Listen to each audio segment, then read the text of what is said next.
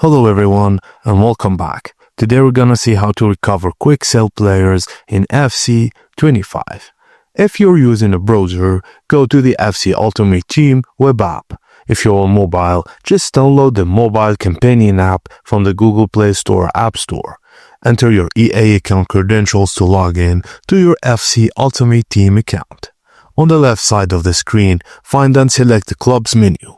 Inside the clubs menu, look for the quick sell recovery option.